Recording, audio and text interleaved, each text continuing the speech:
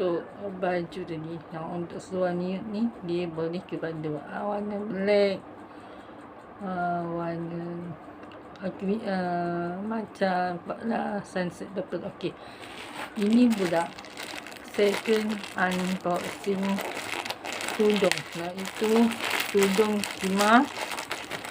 Ini adalah unboxing tudung khimar bidang 60. YK Umrah Suram B60. Iaitu bidang dia, iaitu bidang yang besar. Saya kalau kat sini memang saya akan guna bidang 48. Tapi sebab kita nak pergi tanah suci, konyok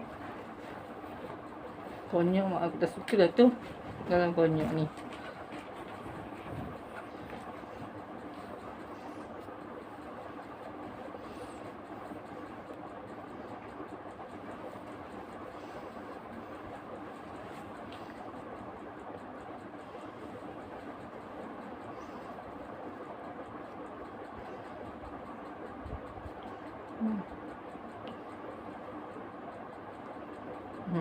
Oh, untuk solat. Okey, dia ada khas untuk solat sekali. Dia mudah ke? Dia tak ada mudah. Okey, kata ustaz yang selalu kata tu, untuk ni dia macam ni. Masuk dalam ni, kita ikat belakang, di belakang. Lepas tu, oh ni boleh untuk udang. Kalau pakai udang macam ni. Oh, baru dah tahu. Oh, alhamdulillah. Okay, nice. Untuk saya boleh, tapi kalau untuk mak saya memang tak better.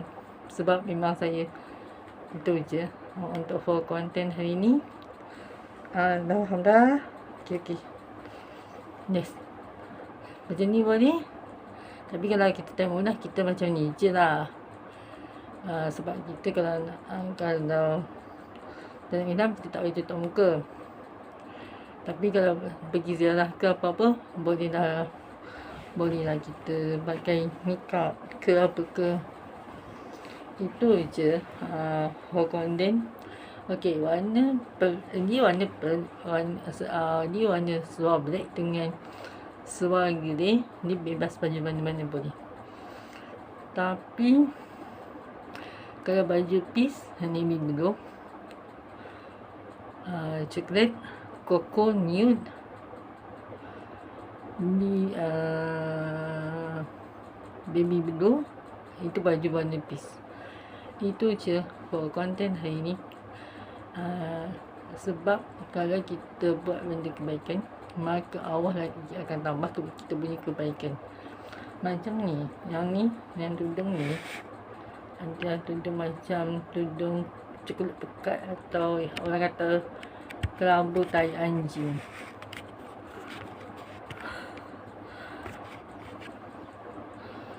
Di atas sebab dia jadi emas, macam hijau emas tu, hijau dia macam mana dia, kuning emas gitu. Cuba tengok yang ni, kuning ni tengah ni tak sama, ataupun saya panggil coklat pekat je, coklat hijau gitu.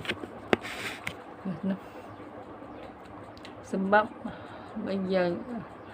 ada yang kata ni warna hijau tai lembu, ada banyak lah. Tapi saya panggil coklat hijau gitu. Lepas tu sebab kalau kita bersih kebaikan, maka kita akan dapat. Okey, ada satu masa zaman Banda Ambiya,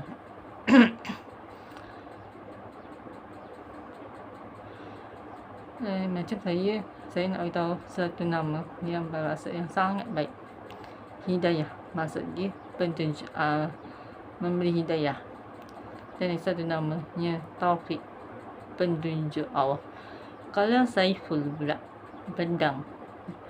Kalau nama dia Saiful Taufik, iaitu bendang pentunjuk Allah, iaitu dia kepada ajaran Islam. Macam saya, Zakiah Hanim.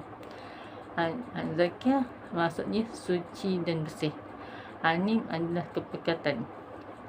Suci dan bersih, kenikmatan. Adik saya Rosni.